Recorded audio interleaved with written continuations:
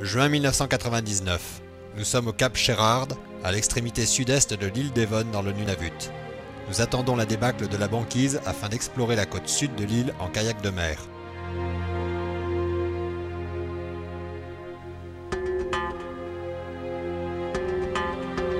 Et ce qu'on constate, c'est qu'il y a de plus en plus de mares d'eau libre qui se forment à la surface des plaques de glace.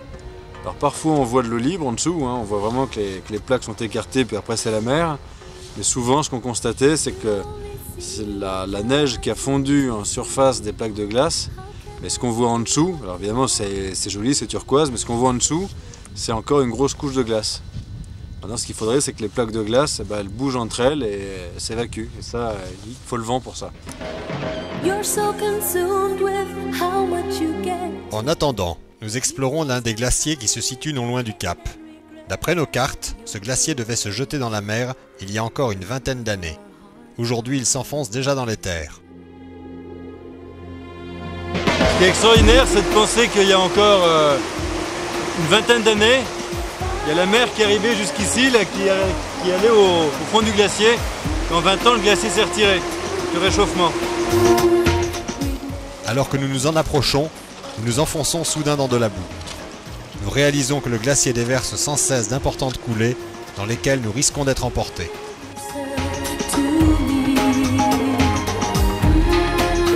Nous prenons de la hauteur alors même qu'une nouvelle coulée passe à l'endroit même où nous nous tenions plus tôt.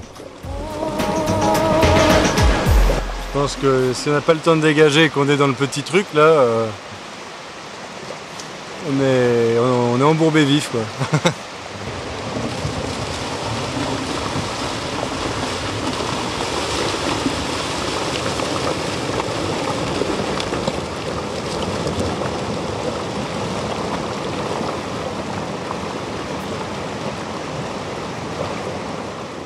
Une fois en sécurité, nous restons un bon moment à contempler le travail des forces de la nature.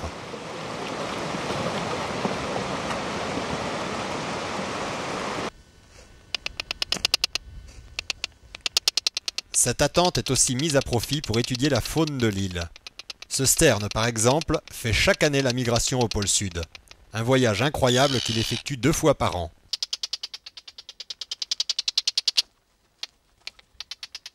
Alors que nous nous approchons de son nid, il cherche à nous intimider en nous piquant le cuir chevelu.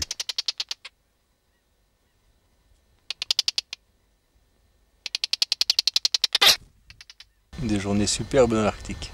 Tempête de vent, grand ciel bleu et de la faune.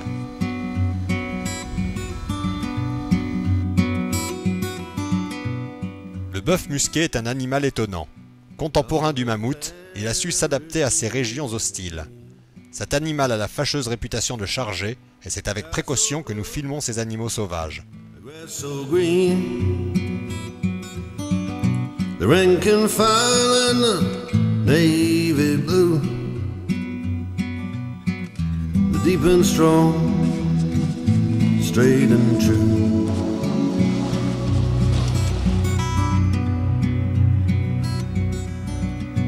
Le 11 juillet. Nous pouvons enfin tirer nos kayaks jusqu'aux eaux libres. C'est notre premier jour de kayak et nous vivons tous les trois ce qui sera la plus grosse frayeur de l'expédition, l'attaque d'un ours polaire.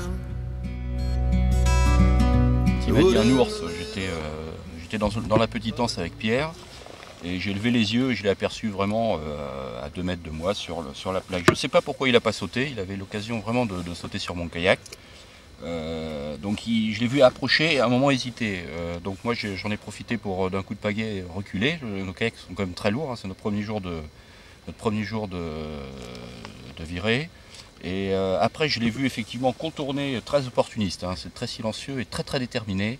Il a contourné l'anse pour aller droit vers Frédéric qui s'est mis à l'eau. Je pense qu'il a eu le bon réflexe de se mettre à l'eau parce qu'il a interposé son kayak entre lui et l'ours. J'ai vu l'ours essayer de descendre dans l'eau, mais pareil, il a un peu hésité, il a essayé de prendre le kayak, mais il a un petit peu hésité. Après, effectivement, ce que dit Frédéric, Pierre a fait diversion. Donc j'ai vu l'ours revenir du côté de Pierre, et là, il lui a pris avec sa gueule, je me souviens bien de sa gueule ouverte, il avait constamment ouverte, il était très décidé à croquer l'un de nous. Il a pris l'avant du kayak de Pierre avec la poignée, je revois le kayak sortir un petit peu de l'eau. Bon, moi j'ai tant bien que mal réussi à envoyer 3 pétards. dont deux ont explosé sur la banquise, ce qui a eu pour effet quand même le deuxième notamment de lui faire tourner le dos. Voilà.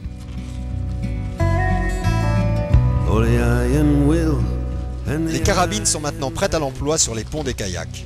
La caméra que Frédéric avait autour du cou lors de la charge de l'ours est hors service. Il ne reste que la caméra de secours. No music for the shameful scene. That night they said it had even shot the queen. Notre progression continue.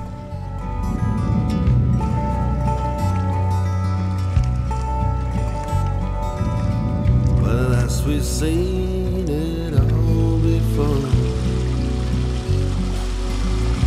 Nights in armor, days of yore. The same old fears and the same old crimes. We haven't changed since ancient times.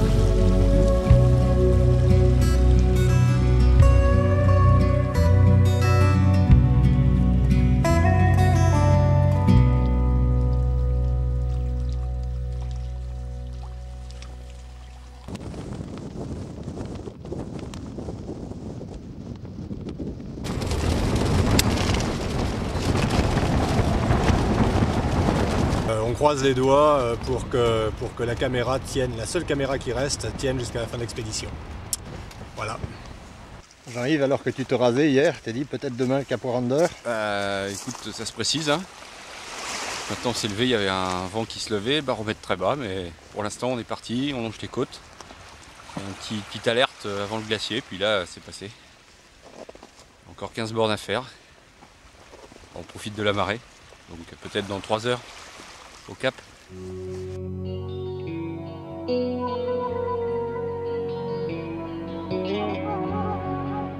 Au Cap Warender, la deuxième caméra tombe définitivement en panne. Il nous reste cependant la photo et surtout ce fantastique moyen de communication, Internet.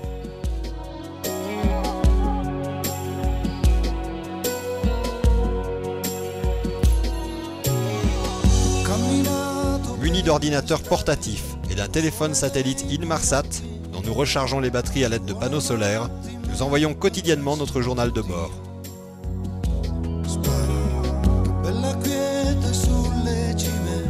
C'est un véritable succès. Les mois de juillet et août totalisent plus de 200 000 accès effectifs. C'est ce qu'on appelle communément les hits. 58 photos numériques sont envoyées et nous répondons chaque jour aux nombreuses questions qui nous sont posées au cours de ce périple. Le contenu pédagogique est enrichi grâce aux liens que nous faisons avec une base de connaissances développée à l'avance. Ainsi, l'internaute peut enrichir son savoir grâce aux documents racontant l'épopée des anciens explorateurs.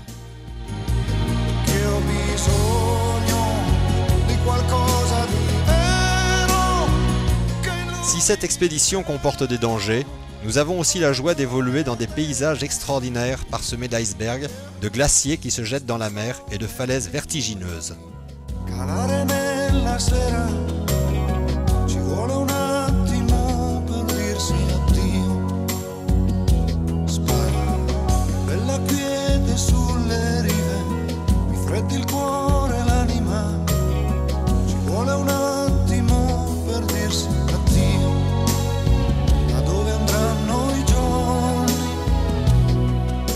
Alors que s'achève l'expédition, nos pensées vont déjà vers celle qui nous emmènera au sud de l'île Ellesmere en chien de traîneau.